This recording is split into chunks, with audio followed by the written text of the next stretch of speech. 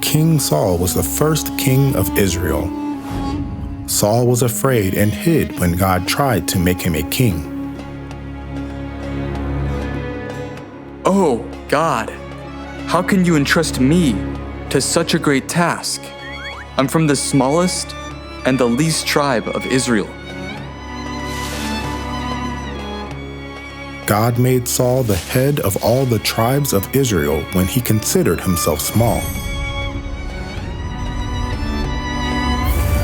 However, after Saul became king, he didn't absolutely carry out God's words to destroy the Amalekites. I am grieved that I have made Saul king, because he has turned away from me and has not carried out my instructions. On the other hand, contrary to King Saul, who didn't listen to God's commands, King David absolutely relied on God and followed God's word as it was given. God complimented David, saying that he is a man after my own heart. Even the people of Israel complimented David more than Saul. Did you hear the news of war? Our David was far more courageous than King Saul. Doesn't David win 100 of 100 wars since God is always with him?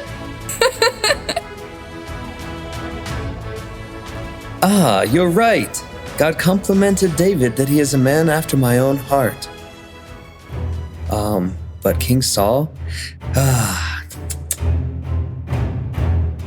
Saul started feeling disappointed hearing the words of the people.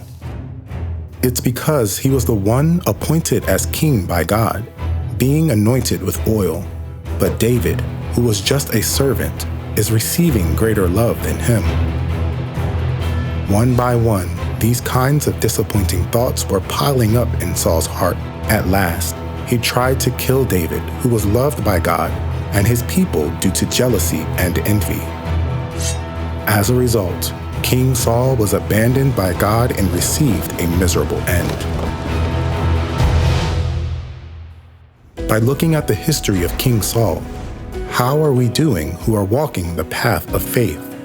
Sometimes, are we feeling disappointed towards our brothers and sisters who are walking the path of faith together with us? Let's examine ourselves to see if we have the thought that we are higher than them when we feel disappointed towards a brother or sister. We will not have a disappointed heart if we consider ourselves lower.